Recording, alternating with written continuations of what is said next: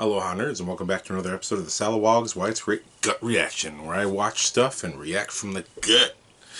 So, it's been a minute. This is an oldie but a goodie. Not that old. Not too old. Well, about 12 years ago, the movie Hancock came out to mixed reaction. Hancock stars Will Smith, Charlize Theron, and Jason Bateman. Directed by Peter Berg, who also made The Rundown. You gotta check that out. And I believe he also directed Lone Survivor with Mark Wahlberg. That movie's really good. But Hancock, at the time it came out, it was a bit weird. Superhero movies were in a weird place. The Dark Knight had just come out, shaking everything up from what we knew. All we had at that point was Spider-Man and Fantastic Four. We really didn't have a lot of superhero movies that we knew for that decade were going to be the superhero movie to take us to the next decade. It was all just sort of people trying to figure out how to do this kind of movie. And that's kind of how this movie felt at the time. And similarly, Wanted, which came out the next year, also had that kind of mixed reception, sort of more cult following vibe. Just because these were two movies that had two completely different approaches to superhero movies, and we just hadn't had that sort of tone and approach yet. The Spider-Man trilogy, Fantastic Four, even Christopher Nolan's Dark Knight trilogy, all had inspirations rooting into the Dick Donner Superman from the 70s. So the story structure, the way the characters were with each other. Also, in particular with Nolan's trilogy, there's references to James Bond, with the architecture that made those storylines work and the characters work with each other came from those movies and those styled movies from the 60s and 70s. When we get to Hancock, we get into this sort of shaky cam. It's the first time we've had a superhero movie with this shaky real cam. It's this sort of MTV vibe. It's a very new, kind of weird experience. Plus, we have Will Smith, who we already know is the funny guy, playing kind of a funny character. So I think the jaded audience is thinking, oh, this is too familiar. This is just Will Smith being silly. And I think that's what I felt at the time. At the time, I wasn't crazy about this movie. But, given time and learning more about movies and then taking a break from movies, a few years ago, I finally picked up Hancock again and said, "Hey, well, what was up with this movie? Is it a good movie or not a good movie? Because there's a lot of great people in it, and I know there's some great scenes in it." And so I just really wanted to do this episode as a little sort of gut reaction to the things that I really think make Hancock a special movie. I happened to just watch it last night with my family and some friends and stuff like that, and I was really struck by how I enjoyed it the whole way through. The first time around, I think I enjoyed the first half. For those who don't know the story of the Hancock movie, the premise is that sort of drunk, belligerent, homeless superhero Hancock has been saving people in the most destructive way possible. Even with the scene that you see behind me, there was a police car chase, guns blazing from the criminals who are being pursued. People are getting hurt, and it doesn't seem like the situation is going to be resolved without more destruction. And then Hancock, seeing the news story, flies in to stop the violence, and the problem is that he's drunk, and the guys shoot at him and break his beer. That he's trying to fight these guys with a huge bottle of hard liquor in his hand, and the criminals shoot out his glass, and so he gets mad at them for breaking his elixir of life, the thing that keeps him going every day. And then he trashes the car, trashes the road. He smashes through the signs that tell you where the junctions are, the junction signs. Hancock just tears apart that freeway, takes the truck, takes the SUV that the criminals are in, and slams it into a bunch of different buildings before finally slamming it down onto one of those antenna spear building top things. I don't know what that's called. I'm the inarticulate, the Salawag. Welcome to me. And it's such a great, crazy opening to see a superhero sort of flying around drunk and not really in control of his powers, but somehow very experienced with them at the same time. And just not care. It was just a very interesting take on the character. But again, at the time, I think we've seen Will Smith be funny. Is he just trying to be funny again? At the time, I think that's what a lot of audiences. I think we were very jaded and spoiled with our movies at the time. And it was thinking like that just sort of dragged the perception of Hancock down. But I think what I like about this opening is that this opening is the whole point of the movie. That the character was in such a low point in his life that he's drinking all the time. He doesn't have a home. He doesn't take care of himself. No hygiene, no nothing. He just takes alcohol and takes whatever he needs to survive, then walks away from people. And even though he is a superhero, he causes pretty much 3, 4, 5, 20 times the destruction of the crime that he prevented. Because he just doesn't care, because he's basically invincible and has no reason to answer to anybody, because no one can stop him from doing anything. And at first it just seems like a drunk character who's an asshole, but then we meet Jason Bateman's character, who is an image consultant, as he says in the movie. And here's a guy fighting for a dream to put a logo out that every company that adopts the logo, by adopting that logo, they're saying, hey, we're going to donate to people who need things that need them, and we will take care of, we will have a more socially involved relationship with society, sort of supporting people in need, things of that sort. And he's introduced with the scene you're seeing behind me, with the whole board of a company that doesn't want to hear what he's saying because it makes no sense to them. It's not going to work. He sounds ridiculous. And on Jason Bateman's ride home, he gets stuck in horrible LA traffic, which, if you've been to LA, the traffic is just almost unforgivable. But whatever, it's just traffic, but it's awful. And he gets stuck basically in between the two stopping bars of a train track. So he's literally on a train track where he's not supposed to be. And the arms come down and block both ways. The lights go off, sounds go off, and everyone hears the train pulling its horn and all that stuff. And Jason Bateman tries to drive out, but he's so close to the other cars, everything's so bumper to bumper, he can't escape. And it's Hancock who comes in and saves him, and picks up the car, chucks it over another car, smashing it onto another car. And instead of getting out of the way of the train, Hancock just stands still and hits the train, and the train completely stops.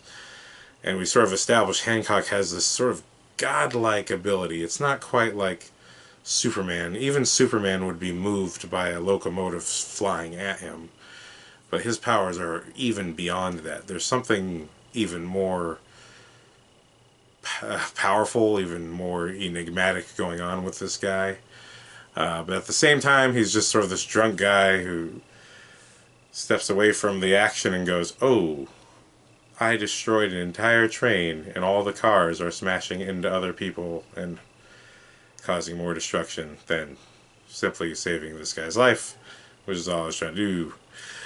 And then this whole crowd comes out and they're furious at Hancock.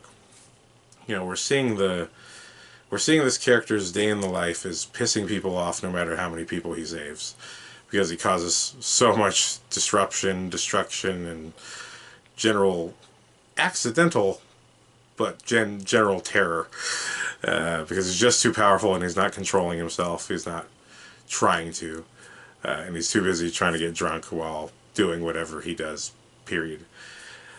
So what's beautiful in this scene is that Jason Bateman, who's just lost getting his company to, or getting his logo to be represented by anybody, almost about to bite the bullet, Hancock saving him, and suddenly this relationship is made, because when everyone's yelling at him, it's Jason Bateman who comes in and sort of socially saves Hancock, where Hancock would normally just be crushed by everyone telling him what an asshole he is.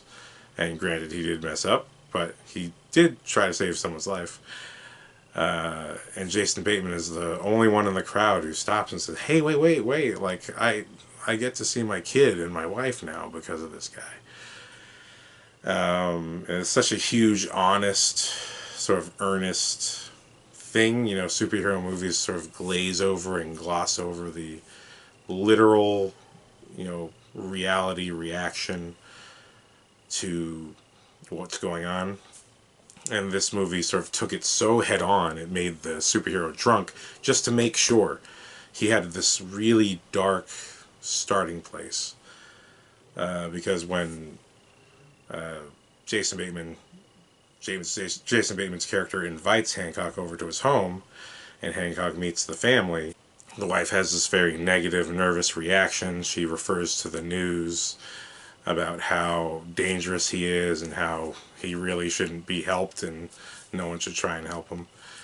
And, Jason Bateman just sticks to his word and says, no, we're going to make this work.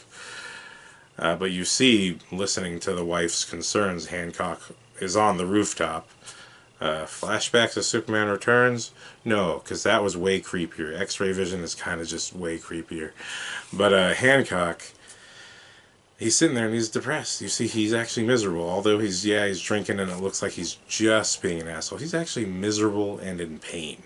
He is a character who's missing something in his life. He doesn't have a wife and a kid. We see soon after that he lives on his own in the middle of nowhere, far away from anyone who could touch him. And across this movie, Jason Bateman offers to help Hancock sort of resolve his public relations issue. He says, I'm an image consultant. I could help you be liked by people. And at first Hancock totally doesn't want this. He says, no, I don't care what people think about me. And Jason Bateman, again standing his ground, says, no, you do care, and you do care about people. Just imagine what you could do if you stopped, if you had the willpower that you're using to get this beer in my hand, if you took that same willpower into sort of correcting your life and doing what you feel is right. This whole first half really, this is not the Spider-Man coming of age or even the Superman coming of age. This is an adult who life has happened to, and we don't know why he is this way.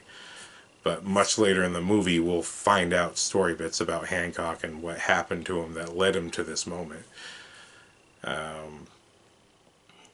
But to see the real conflict is about when you're an adult and life's happened to you, and you've sort of taken a step back and fallen back, and how do you come back?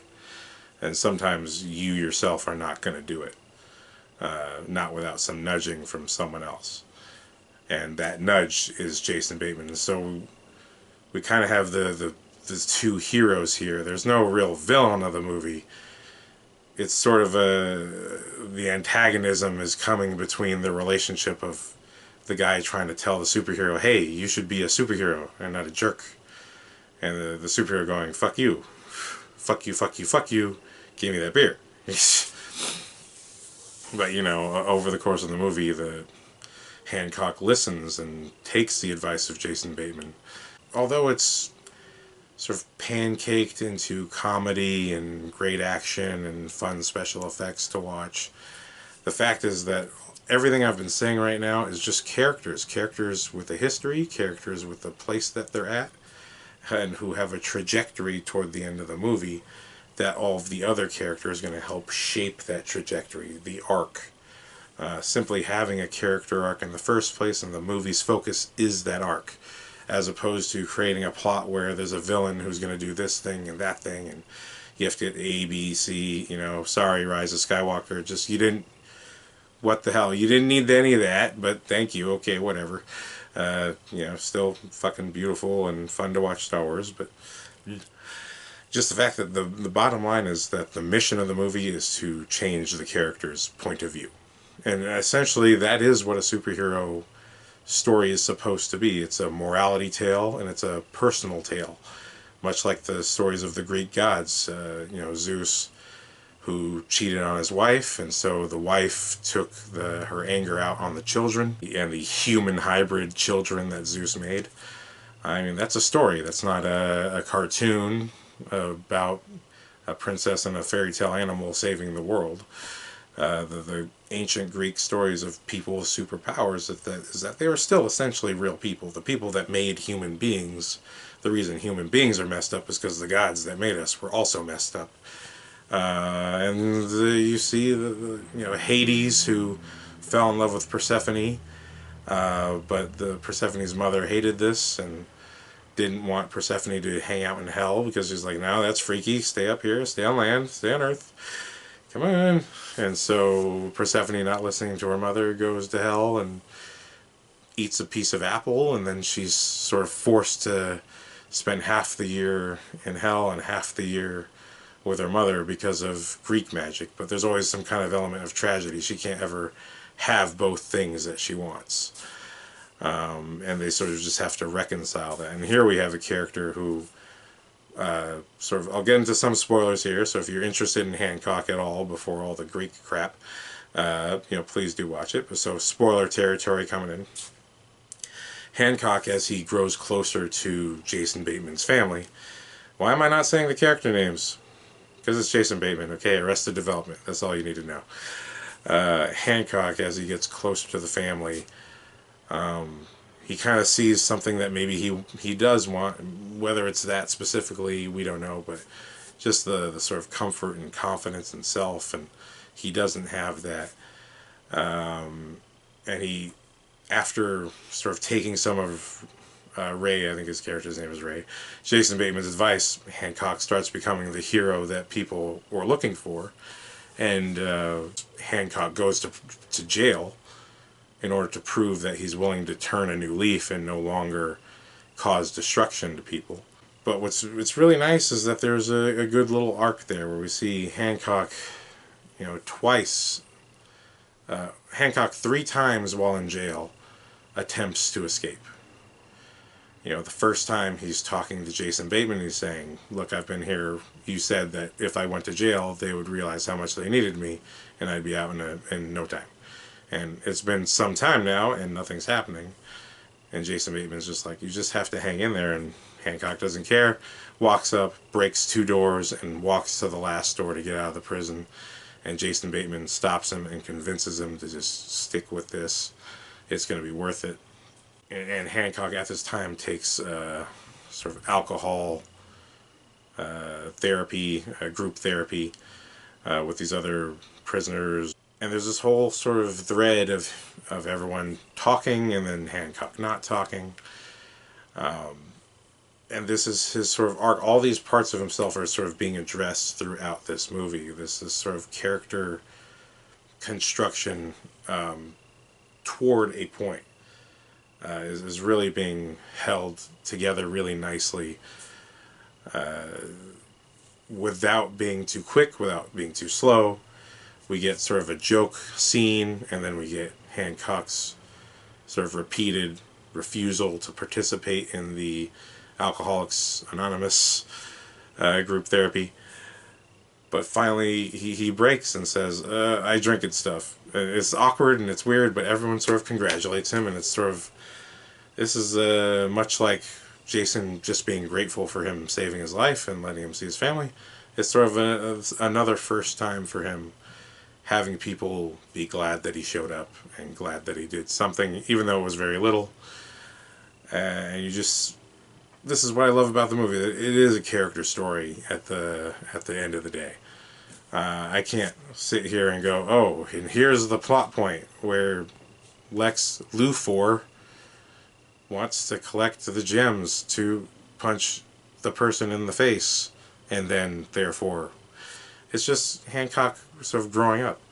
And finally, he reaches a point in jail where, although he had that little moment, he's out in the basketball court and he stays away from everybody.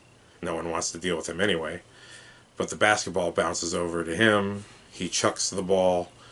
It bounces off of the the hoop, and because of Hancock's force, it bounces off the hoop right over the prison gates into the desert. So Hancock jumps over to go get the ball, and he seriously has a moment of just leaving, because even his little moment of growth, it wasn't enough for him at that moment.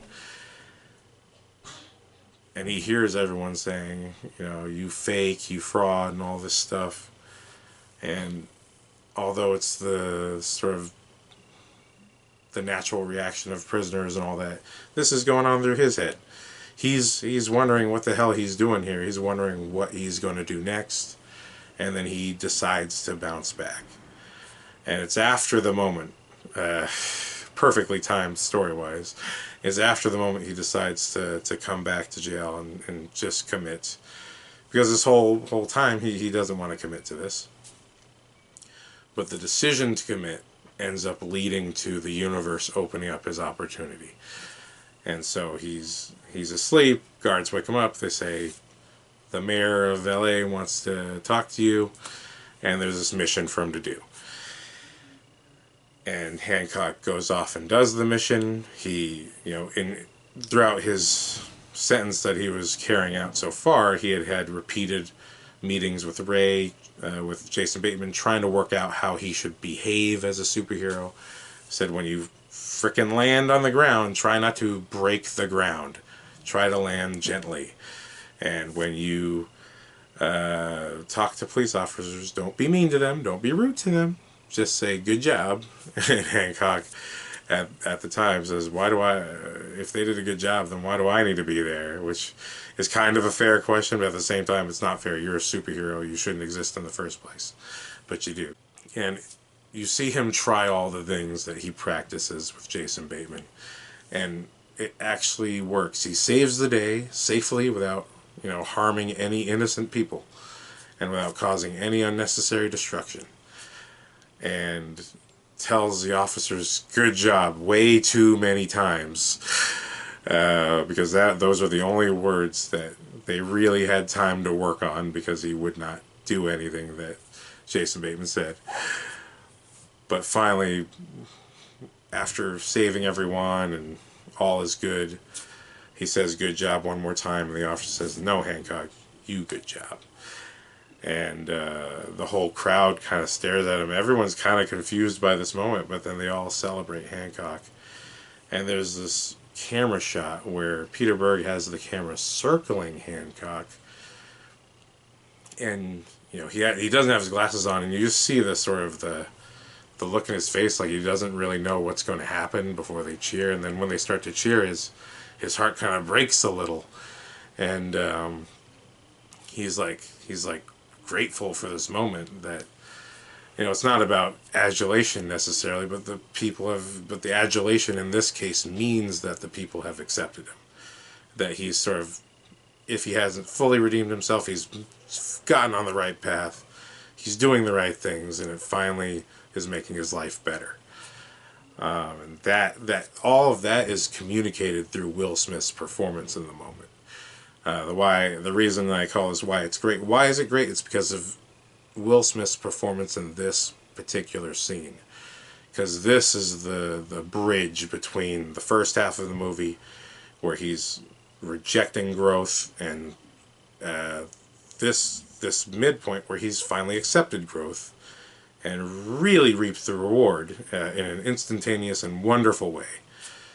And having him perform like the sort of the heartbreak at getting love, and then putting his sunglasses on. He's wearing sunglasses all the time except during this whole action sequence. But once everyone starts celebrating, the sunglasses go back on, and you see he kind of pulls himself together and goes okay and flies away. And that is I mentioned before in the Why It's Great podcast about one of the things making Spider-Man great, Sam Raimi's Spider-Man, was Tobey Maguire's performance during the death of Ben Parker scene.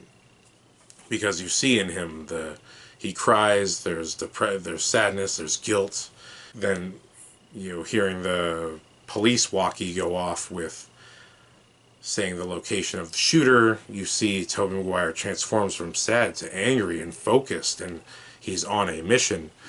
What an actor should be able to do is that is a story. That is a story being told through a performance. You're not just seeing a guy cry and go, "Oh my God, it's so powerful because he cried."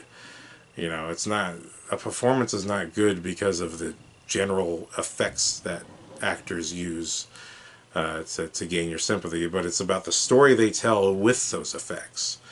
And for how small and just well performed, I thought this camera movement of going around Will Smith, I felt that same powerful feeling of wow.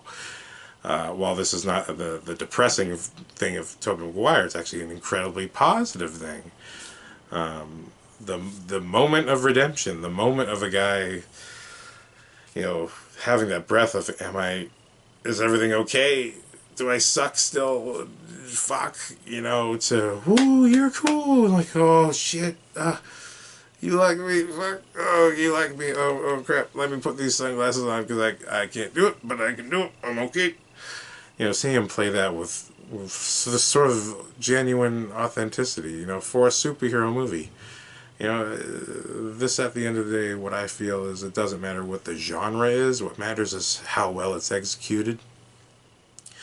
And, Will Smith's performance in that one moment made me just so happy to see the entire movie. Because the ending is awesome. Again, there's a twist that I'm not going to... This twist I won't tell.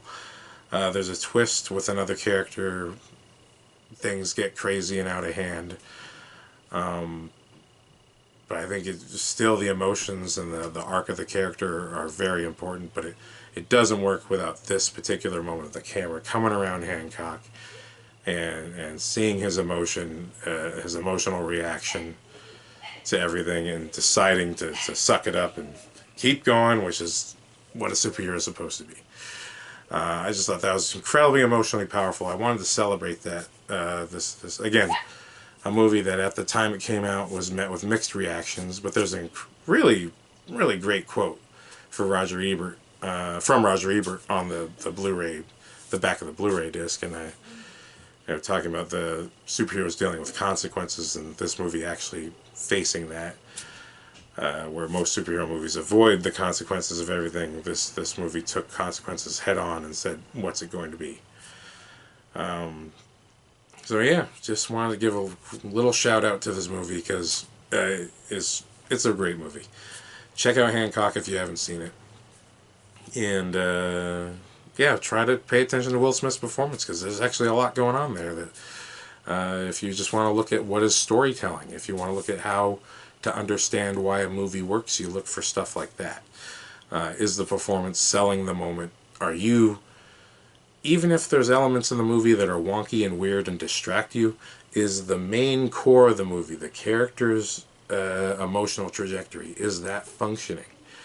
And how well is it functioning? I feel like that moment, the camera whirring around, and then the very end of the movie, Hancock sort of has his redemption, and you see the look of resolve, and the character has changed. And then there's a terrible, terrible visual effects shot that should have been redone. I'm sorry, John Dykstra, you are the king. Batman and Robin had amazing effects, so did Spider-Man, but I did not like the last shot of this movie. That being said,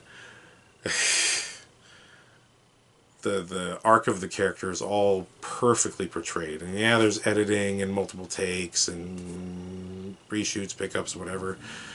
But what matters is that the actor can properly control the sort of trajectory of a character across scenes. It's not just in the script. And it's not just from direction, but the actor themselves has to be able to carry that and have that come out and be right for the role. And damn, just, yeah, shout out to Will Smith for that, because I think, if you have a character if you have a movie where the title character, their name is the title, and they're supposed to go through a huge arc, you need that kind of moment to see the character change, the character growth, and you need to believe it when you see it. So I feel like, cliche or not, I think this movie really holds together very well. And as a piece of entertainment, I think actually the humor holds up very well. It's not too over the top. It's not too strong. I mean, Will Smith's a bit, big, but I mean, it's a big movie, and the moments where he's big are actually right, because he's drunk in those scenes, and it totally matches what he should be going through. With some of the twist stuff that I'm not mentioning, that's maybe for another video. But outside of the stuff that is a little bit off for the movie, I think all in all, overall, really strong movie, and it's a strong movie for the character arc and the performance that is presented. So thank you for listening. I've rambled for too long. Check out Hancock. Great movie, good stuff, and aloha. Oh, and if you want more, don't subscribe. Do not subscribe. Don't. Thank you.